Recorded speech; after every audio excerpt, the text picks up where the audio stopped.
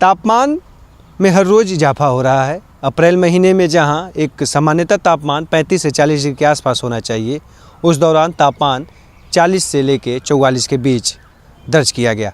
वहीं मौसम विभाग के अनुसार मई के शुरुआती सप्ताह में मौसम में कोई विशेष बदलाव होने के आसार नहीं दिख रहे हैं, लेकिन इस मौसम के बदले हुए मिजाज के बीच आम के फसल पे क्या कुछ असर पड़ रहा है, और इन तमाम जानकारियों को लेके हमारे साथ आज जुड़ेंगे ICAR पूर्वोत्तर के जो वरीय वैज्ञानिक है, पटना में कार्यरत है, तन्मय सर। तो आइए जानते हैं तन्मय सर से कि क्या कुछ है सलाह दे रहे हैं आम के फसल को लेके और आने वाले फ्यूचर को लेके। देखिए, आम बिहार में का जो इकोनॉमी है इसमें बहुत बड़ा इसका प्रभाव रहता है। बिहार का लोग आम पसंद करते हैं और इसमें व्यापार भी बहुत अच्छा हो सकता है।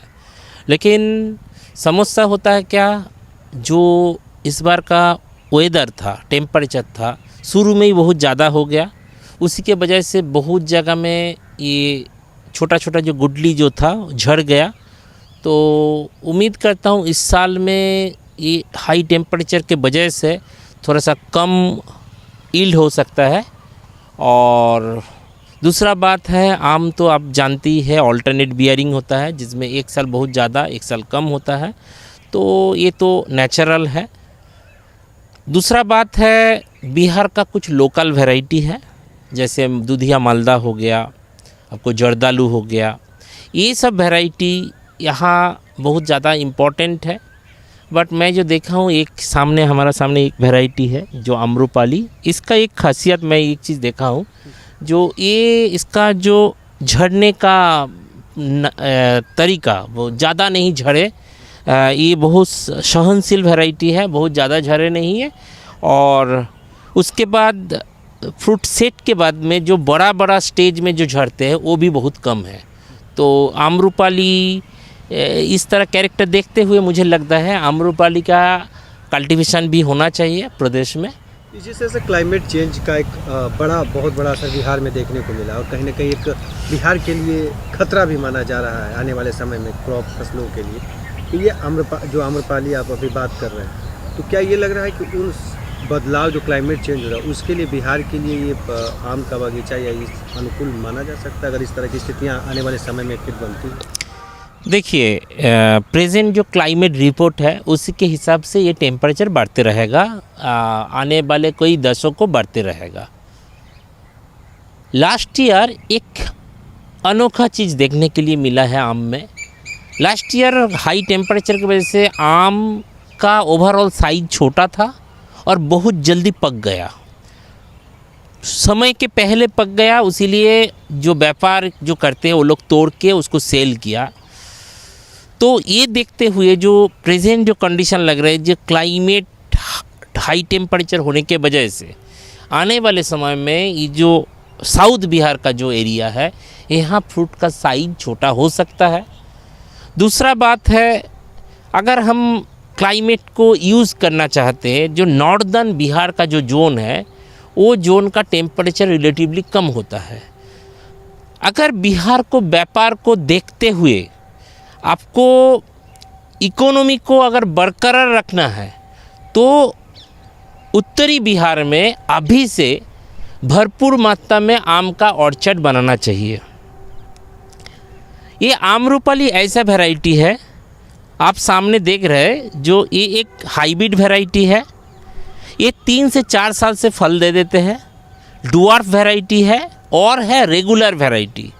तो जैसे आपको उस साइड में जो हमारा दूसरा फल है आम का, जो दुधिया मालदा है, उसमें 1 साल ज़्यादा होता है 1 साल कम होता है। लेकिन ये जो वैरायटी है हमारा, ये वैरायटी हर साल होता है। ये एक सुविधा है।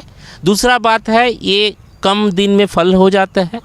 तीसरा है, सघन पद्धति से हम ये कर सकते हैं। देखिए, 2-2 प्लांट का दूरी ओनली कितना है, 2.5 मीटर। आप नीचे से देख सकते हैं, ओनली देखिए इतना कम। तो ये दूसरा आम से बहुत ज़्यादा मात्रा में आप लगा सकते हैं।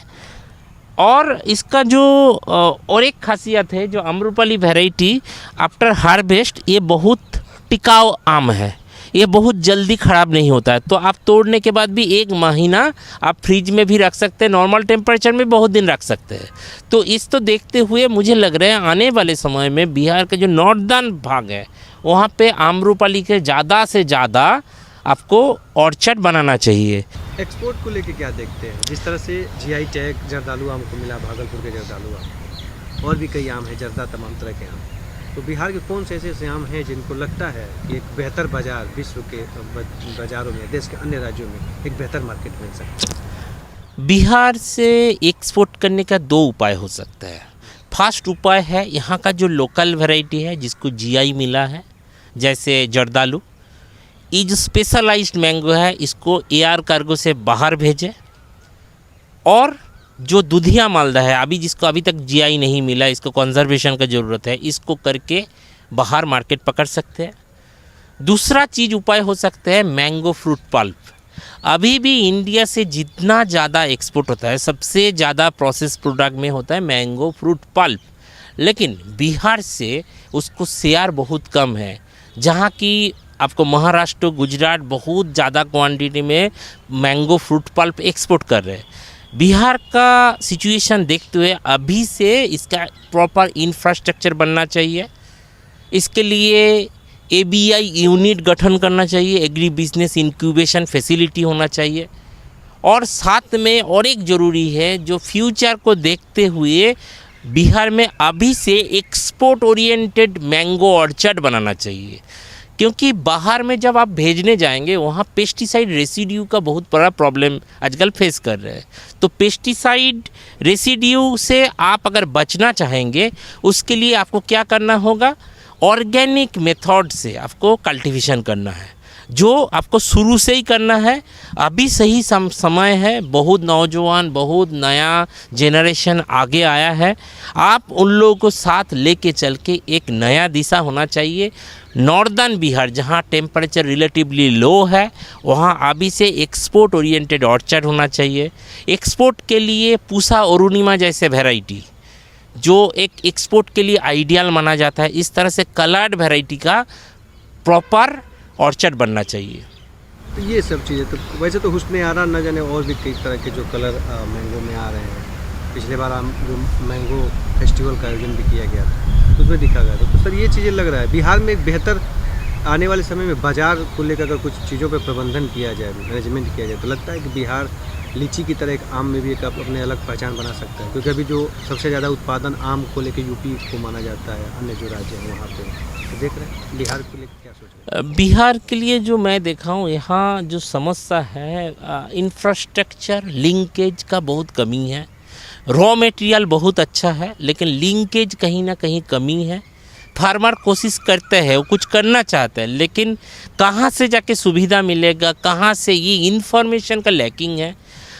इसके दौरान रिसेंटली बिहार एक एग्री इंडस्ट्रियल पॉलिसी बनाया, वो बनने के बाद बहुत परिवर्तन भी बिहार गवर्नमेंट में आया है।